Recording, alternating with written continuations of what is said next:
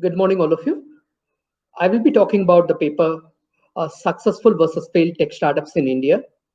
And I have published this paper in AJIP journal. I would like to thank the journal for giving the opportunity to uh, take this paper to reach the research scholars.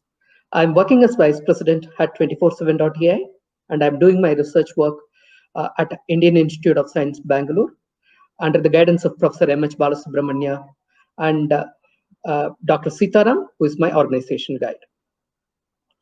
First, I would like to start this paper with understanding of what are all the challenges of a startup.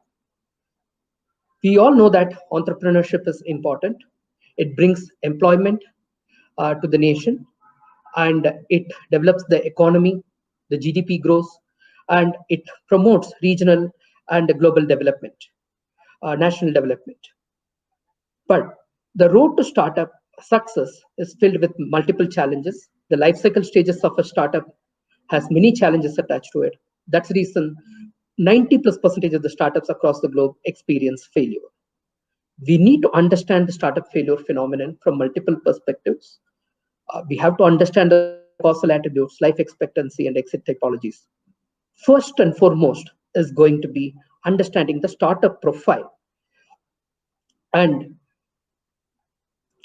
why we need to study this subject in India. India is developing more startups. India is creating more and more startups. 1,400 startups come every year, and India is home to 37 unicorns across 6 different cities. They have generated these unicorns, and we need to understand what a startup is, what is a startup failure means, and what are all the life cycle stages, so that we shall understand this startup failure phenomenon better. We are going with the definition of startup with the definition provided by Government of India, and which is given here. And we have also chosen the startup failure definition. While there are multiple perspectives to startup failure, we have chosen the definition of Amanva, which is covering cessation of operations and as well as loss of identity. Why this comprehensive definition is required? It is because nowadays M&As are happening, management changes are happening. So the traditional definition of cessation of operation will not work. So we have chosen this definition. From the life cycle stages perspective, we have chosen the objective definition, which is with the mutually exclusive measurement criteria suggested by Professor Bala. We have chosen the emergent, stability, and growth stages, the 3-stage definition we have chosen. And first and foremost, we would like to study entrepreneur profile and startup profile. Under entrepreneur profile, we are covering their educational background, their entrepreneurial background, their financial stability. When it comes to startup profile, what are all their customer offerings? What are all their co-founder profiles? What are all the sources of funds?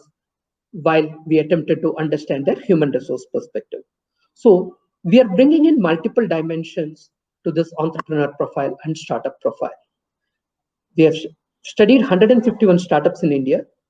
And when we look at it, the startup life cycle stage and the status of the startups in terms of success and failure, there is a noticeable correlation. So we cannot study success and failure without understanding the life cycle stage of a startup. As we could see in this graph, the startups are spread across over the last decade. Success and failure is fairly distributed across the decade, while failure is preloaded and successful startups are over the last half of the decade. When it comes to life cycle stage distribution also, we are able to see that.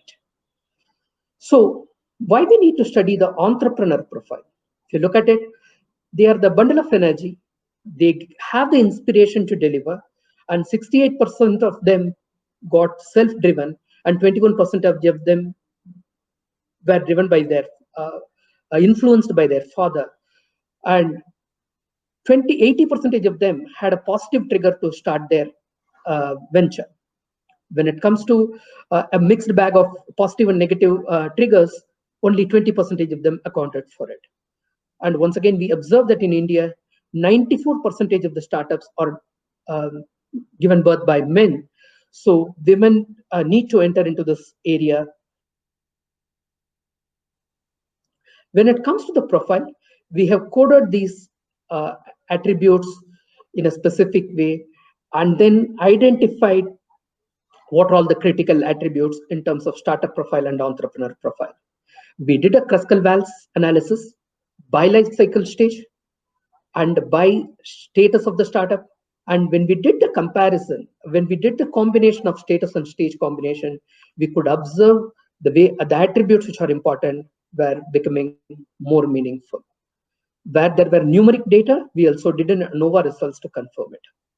When we reviewed this data in terms of startup profile, we could identify that the customer experience, that's what is becoming a critical deliverable, and the focus on product and service, especially if the startup starts with a service and then parallelly expands on the product portfolio, it really gives them the required financial muscle so that they are able to grow to success. So that is the one important ingredient. And the second one is the investor fund. Many startups and co-founders are running behind investors, whereas the successful startups have proved that investor fund, without investor fund, they are able to take the startup to success. And they also prefer to operate that way. And the high technology is not becoming a major differentiator, while the co-founder experience, as you could see here, if they start with a good amount of experience with the right balanced skill set, they are able to take the startup to success. And as the startups grow, they are able to provide the much required employment opportunity to the nation and the people of the nation. When it comes to the entrepreneur profile, we could see that the entrepreneurial experience is becoming important. The focus, the single-minded focus on the current startup instead of straying around multiple startups. If they focus on the one startup, they are able to take the startup to success. The current startup focus is giving that information. And 85% of the startups co-founders are willing to come back to the ecosystems. And that also says that the resilience of the entrepreneurs and the prior startup experience, while it may be a welcome phenomenon, but it is not a deterrent for taking the startup to your success. So that's what is our observation when it comes to the entrepreneur profile analysis. And this paper offers a very comprehensive view of startup profile and entrepreneur profile. And I thank the AJIP team for giving the opportunity to present this paper. Thank you.